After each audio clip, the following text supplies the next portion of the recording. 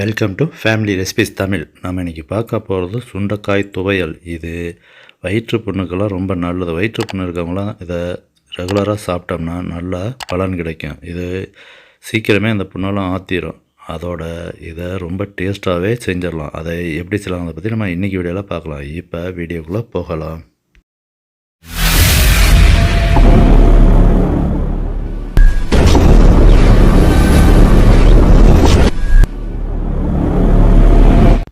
இப்போ நம்ம சுண்டைக்காய் துவையல் செய்ய ஆரம்பிச்சிடலாம். ஃபஸ்ட்டு சுண்டைக்காய் செடியில் இந்த மாதிரி செடியில் அந்த சுண்டைக்காயெல்லாம் இருக்கும் பார்த்துட்டிங்களா, இந்த மாதிரி தான் இருக்கும். இதில் ரொம்ப கருப்பாக இல்லாமல் மீடியம் கலராக பிஞ்சாக பார்த்து கட் பண்ணி எடுத்துக்கலாம். இந்த மாதிரி கொத்து கொத்தாக கட் பண்ணிக்கலாம். ஃபஸ்ட்டு இந்த மாதிரி கையில் கட் பண்ணி எடுத்துக்கலாம். இந்த செடியில் இலைகள் எல்லாம் கைப்பட்டுச்சுன்னா கை அரிக்கும். அதனால் அந்த காயை மட்டும் சுண்டைக்காயை மட்டும் கட் பண்ணி தனியாக எடுத்துக்கலாம்.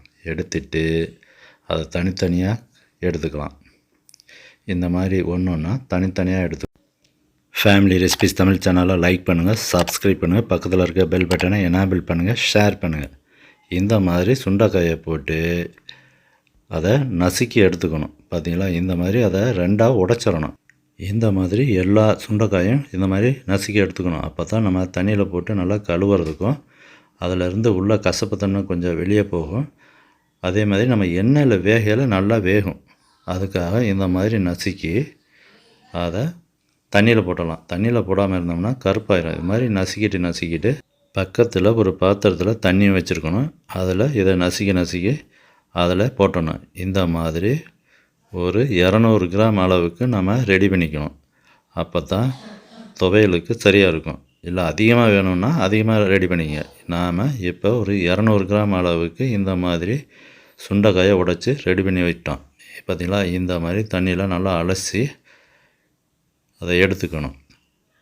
இதை நல்லா வடிகட்டி வச்சிடணும். தண்ணி இல்லாத அளவுக்கு வடிகட்டி வச்சுக்கணும். தண்ணி இருந்துச்சுன்னா நம்ம எண்ணெயில் போடல சடப்படான்னு தெரிக்கும். அதனால் நல்லா தண்ணியை வடிகட்டி வச்சுக்கணும்.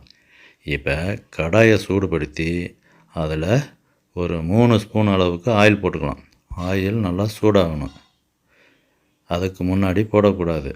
ஆயில் நல்லா சூடானவுடனே நம்ம ஏற்கனவே ரெடி பண்ணி வச்சா ஒரு 200 கிராம் அளவுக்கு சுண்டைக்காயை அதில் போட்டுறோம். நல்லா வடிச்சிட்டு போடணும் தண்ணியை. இல்லை அப்படின்னா சடப்படான்னு தெரிக்கும், எண்ணெய் மேலே பட்டுரும். அதனால் நல்லா வடிச்சிட்டு சுண்டைக்காய் இதில் போட்டு நல்லா கிளறி விடணும். கொஞ்சம் நேரம் விட்டு அப்பப்போ கிளறி விட்டுக்கிட்டே இருக்கணும். சுண்டைக்காய் நல்லா எண்ணெயிலே நல்லா வேகணும். அந்த அளவுக்கு கிளறி விட்டுக்கிட்டே இருக்கணும். இது ஒரு 3 நிமிஷம் 4 நிமிஷம் நல்லா கிளறணும். எந்த அளவுக்கு நம்ம எண்ணெயிலேயே வேக வைக்கிறோமோ அந்த அளவுக்கு டேஸ்ட்டு கொடுக்கும். அதனால் நல்லா கிளறி விட்டுக்கிட்டே இருக்கணும். அந்த மாதிரி செஞ்சு கொடுத்தா தான் பெரியவங்கலேருந்து சின்னவங்க வரைக்கும் விரும்பி சாப்பிடுவாங்க. இல்லை அரைக்குறையாக நம்ம வேக வச்சு துவையலாக செஞ்சோம்னா அது டேஸ்ட்டு கொடுக்காது, கசக்கும். இந்த மாதிரி ஒரு 3-4 நிமிஷம் நல்லா கிளறி விடணும். பார்த்திங்களா, இந்த ஸ்டேஜ் வந்துடணும். அப்போ தான் நல்லா டேஸ்ட் கொடுக்கும். பார்த்திங்களா, இந்த மாதிரி நல்லா வெந்து இந்த மாதிரி இருக்கணும். நல்லா சுருங்கிடும். அந்த சுண்டைக்காய் நல்லா சுருங்கிடும். வேக அந்த சுண்டைக்காய் சுருங்கிடும். அந்த மாதிரி வேக வைக்கணும். பார்த்திங்களா, அதுவும் தண்ணியெல்லாம் விடக்கூடாது, எண்ணெயிலேயே வேக வச்சுக்கணும். இந்த அளவுக்கு வந்த பின்னாடி நம்ம இதை ஒரு பாத்திரத்தில் எடுத்துக்கலாம். நம்ம சேனல் பிடிச்சிருந்தா சேனலை லைக் பண்ணுங்கள், சப்ஸ்கிரைப் பண்ணுங்கள், பக்கத்தில் இருக்க பெல் பட்டனை எனேபிள் பண்ணுங்கள், ஷேர் பண்ணுங்கள். இப்போ இந்த மாதிரி எடுத்து வச்சுட்டு நம்ம மறுபடியும் கடாயை சூடுபடுத்தி 2 ஸ்பூன் அளவுக்கு ஆயில் போட்டுக்கலாம். ஓரளவுக்கு சூடானோடனே 3 ஸ்பூன் அளவுக்கு பச்சை கடலை பருப்பை போட்டுக்கலாம். 2 ஸ்பூன் அளவுக்கு உளுந்தம்பருப்பு போட்டு நல்லா கிளறி விடலாம். இது மீடியம் ஹீட்டில் வச்சு கிளறி விடணும், இல்லாட்டி கருத்து போயிடும். அதனால் டேஸ்ட்டு மாறிடும். மெதுவாக மீடியம் ஹீட்டில் வச்சு இந்த கலர் சேஞ்ச் ஆகிற மாதிரி இருக்கல நமக்கு தேவையான அளவு மிளகாய், காரத்துக்கு எந்த அளவுக்கு தேவையோ அந்த அளவுக்கு நம்ம மிளகாயை போட்டுக்கணும். காரத்துக்கு தகுந்த அப்படி போட்டுக்கலாம். போட்டுட்டு கிளறி விடுங்க. இதுவும் நல்லா மீடியம் ஹீட்டில் வச்சு மெதுவாக கிளறணும். பார்த்திங்களா, மிளகாய் கருத்துடக்கூடாது. இந்த மாதிரி நல்லா கிளறி விட்டுக்கிட்டே இருந்து மிளகாய் லைட்டாக கலர் சேஞ்ச் ஆனோடனே 200 கிராம் அளவுக்கு ஆனியனை கட் பண்ணி இதில் போட்டுக்கலாம். சுண்டைக்காய் 200 கிராம் இருக்கும். அதனால் 200 கிராம் அளவுக்கு ஆனியன் போட்டுக்கலாம். சுண்டைக்காய்க்கு ஈக்குவலாக ஆனியன் போடணும். அப்போ தான் டேஸ்ட்டாக இருக்கும். இல்லை அப்படின்னா சுண்டைக்காய் அதிகமாக இருந்துச்சுன்னா துவையல் கொஞ்சம் கசக்கிற மாதிரி இருக்கும், அதனால் ஈக்குவலாக போட்டுக்கணும். 100 கிராம்னா 100 கிராம் அந்த மாதிரி கரெக்டாக போடணும். நம்ம 200 கிராம் சுண்டைக்காயாக எடுத்துருக்கோம், அதுக்கு 200 கிராம் ஆனியன் போட்டிருக்கோம். இதை நல்லா வணக்கி எடுத்துக்கலாம். இந்த சமயத்தில் ஒரு 2 தக்காளியை சின்ன சின்னதாக கட் பண்ணி இதில் ஆட் பண்ணிக்கலாம். ஆட் பண்ணி நல்லா கிளறி விடணும். இது எல்லாமே அதிகமாக வணங்கணுங்கிற அவசியம் கிடையாது, ஓரளவுக்கு மீடியமாக வணக்கி எடுத்தால் போதும்.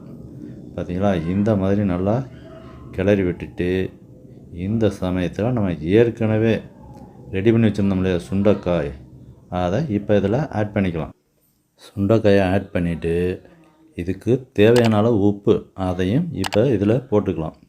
எந்த அளவுக்கு உப்பு தேவையோ அந்த அளவுக்கு உப்பு போட்டுக்கணும். உப்பை அதிகமாக போட்டுறக்கூடாது. போட்டு நல்லா கிளறி விட்டுலாம். இதை ஒரு 2 நிமிஷம் மட்டும் கிளறி விட்டால் போதும். பார்த்திங்களா, இந்த மாதிரி ஒரு 2 நிமிஷம் மீடியம் ஹீட்டில் வச்சு நல்லா கிளறி விட்டுட்டு சின்ன தேங்காயில் ஒரு அரை மூடி அளவுக்கு தேங்காயை துருவி இதில் ஆட் பண்ணிக்கலாம். ஆட் பண்ணி சும்மா லைட்டாக கிளறி விட்டால் போதும். லைட்டாக கிளறி விட்டுட்டு நம்ம ஸ்டவ்வை ஆஃப் பண்ணிடலாம். ஆஃப் பண்ணிவிட்டு இதை மிக்சியில் போட்டு நல்லா அடிச்சுக்கணும். மிக்சியில் போட்டு அடிக்கல, தண்ணி அதிகமாக போட்டு ரொம்ப தண்ணியாக அடிக்கக்கூடாது. லைட்டாக தண்ணி ஆட் பண்ணி நம்ம மிக்சியில் நல்லா கொஞ்சம் கெட்டியமாக அடிச்சுக்கணும். அப்போ தான் துவையல் நல்லாயிருக்கும், டேஸ்ட்டாக இருக்கும், சாப்பிட்றவங்களுக்கும் பிடிக்கும். அதனால் லைட்டாக தண்ணி ஆட் பண்ணி ஓரளவுக்கு கெட்டியமாக, ரொம்ப கொலன்னு அடிக்காமல் ஓரளவுக்கு மீடியமாக அடிச்சுக்கலாம். எண்ணெய் கடுகு கருவேப்பிலை போட்டு நம்ம தாளித்து போட்டோம்னா அருமையான சுண்டைக்காய் துவையல் ரெடி.